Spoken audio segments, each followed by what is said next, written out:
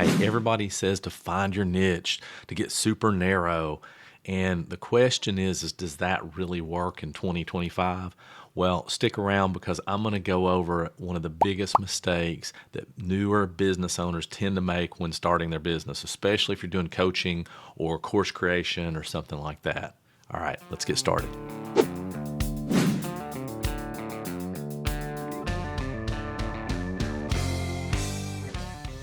Look, everywhere you turn, people are saying, hey, you've got to, niche down until it hurts or something along those lines. And it's, it makes business owners crazy because they get overwhelmed or they keep changing their niche or they just don't know how to do that. And the question is does that really work? And the truth is it's not one size fits all. Frankly, most of the people that are telling you, yeah, you have to be super niche, well, they're probably trying to sell you something into their super niche course or coaching program or whatever. And not saying that that's wrong, and because that's likely what they did, so they're just teaching what they know. Or, unfortunately, in a lot of cases, they haven't even done that. They just think that's what you're supposed to do. We'll get into that another time. What I want to do right now is go over the 7 keys to help you determine what you should do regarding your niche. All right, 1, you only need to niche down far enough to reach your audience. And what do I mean by that? So I'm going to take menopausal women for just a second because for better or worse, I just know a lot about marketing to that audience. And so we all know, I mean, if you're targeting, menopausal women, they're women, that's part of your niche. They're not men.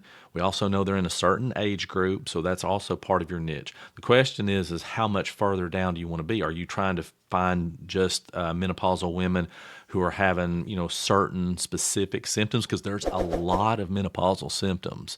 And a lot of women don't even know that. They don't know that part of what the issue is they're going through menopause. That's why they're having this specific symptom. And, are you going to try to target a whole group of symptoms, the whole thing, or what? So my point to that is that in that case, getting to menopausal women's probably good enough. All right, number 2 is don't try to niche down just to avoid competition. So I hear that all the time, where the market's saturated. Man, I just don't even get that.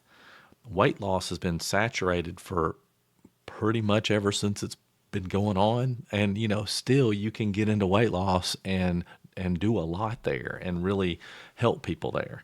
So my point is that if it's okay to niche down, but don't do it just because you're trying to avoid the fact that you think the market's saturated, because you're not trying to get everybody. That's what happens is people get tripped up thinking that they have to get everybody, And really, for most of us, we just need a fairly small group of people to make a huge amount of money. And we're just not looking at the numbers right. We're intimidated by the fact that there's so many other people out there. But again, you just don't want to make your niche so narrow just because of the competition.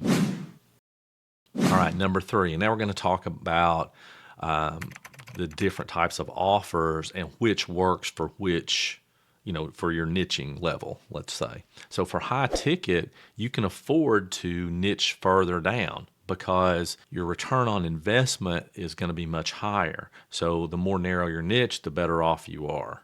Okay, you can charge more, you can talk about it more specifically, and because of that, you're able to get a better return on it. So high ticket, you can refine more. It doesn't necessarily mean you have to refine more, but you can. All right, number 4. Low ticket. Now, and by the way, this is in general. Low ticket in general, you want to be more broad because you're trying to play the numbers game. So think Netflix, right? Netflix is relatively low ticket, and it target just about everybody, and it seems to work. Well, if you have a low ticket offer, you want to have a fairly general audience because you've got to get enough numbers through there, right? Your offer has to appeal to many people in that audience. If you're super narrow, the return on investment is just not going to happen. You're just not going to be able to get enough people through. And part of it does depend on if you have upsells and all these other things, which I talk about in other videos. But if you just have one relatively, low ticket offer, then you really want to have a broader audience. Because for one thing, if you decide to do ads, it'll be less expensive to target more broadly than to target more narrowly, if that makes any sense. Number 5, mid-ticket. So let's talk about what we mean by mid-ticket. It's usually somewhere between, say, $100 and maybe, I don't know, $700, somewhere in that neighborhood. It's often a course or something along those lines, and that's great. It has 2 inherent problems, though. One is that it's not low enough to get the impulse buyer. So low ticket is. That's why niching down generally is okay, because you're going to make it up in volume. Now, there's all kinds of caveats to that. You usually, on a low ticket, often you need what we call an order bump, which is just an additional something that you're offering right there to help, really get you past or get a good return. But with mid-ticket, it doesn't exactly work that way, because it's costing you more just to get enough clicks to even see the offer. So it's just not working out. The numbers don't work. And the thing about it is there's a real red herring involved here. And what I mean is that people will often create their mid-ticket item. Let's just say it's a $300 course, and they'll do a couple of things. Maybe they promote it organically and they get a few sales. And because they got a few sales, they think, oh, this works. And maybe it does organically. If you can, get it out there organically to enough people, maybe it does work. But from an ad standpoint, it still wouldn't work. And so the other thing is that people will do, like, say, a webinar, and they'll sell 1 or 2 or whatever it is. And maybe they didn't quite make money, or maybe they made just a little bit of money, but the return isn't good enough to keep promoting it. Your return on investment is just not there. So they keep leaning into it because they think they have proof of concept.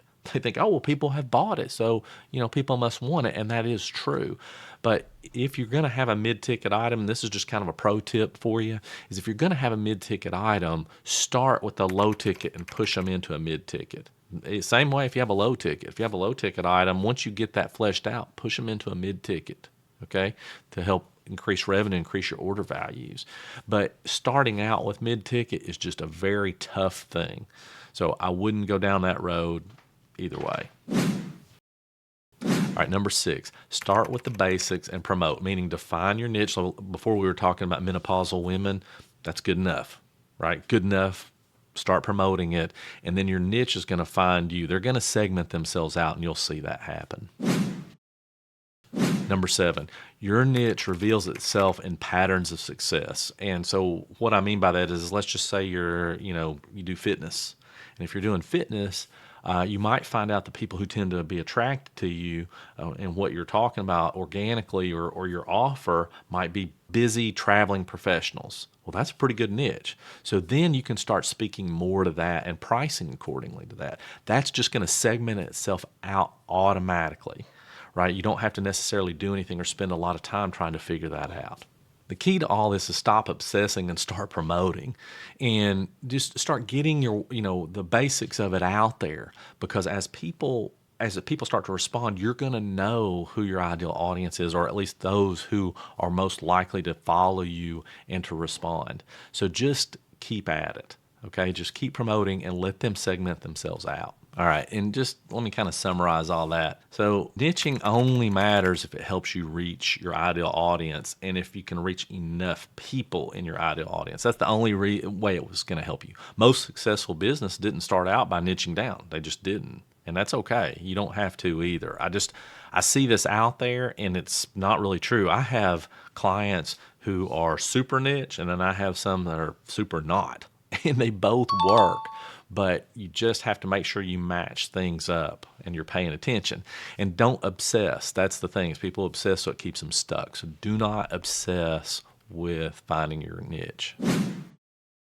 All right. I know that was a lot in kind of a short period, and I hope all that was helpful. Just as a quick side note, I do have my Fast Track Business Builders. It's actually 5 tools in one, where I teach you, that's part of what I teach you, is how to define your niche. And there's just several things in there. There's, like I said, 5 different tools, but one of them is about finding your niche and then creating your product or your offer around that. And so if you'd like to check that out, just check the link below. And hey, if you like what I had talking about here, please subscribe. All right, I'll catch you next time.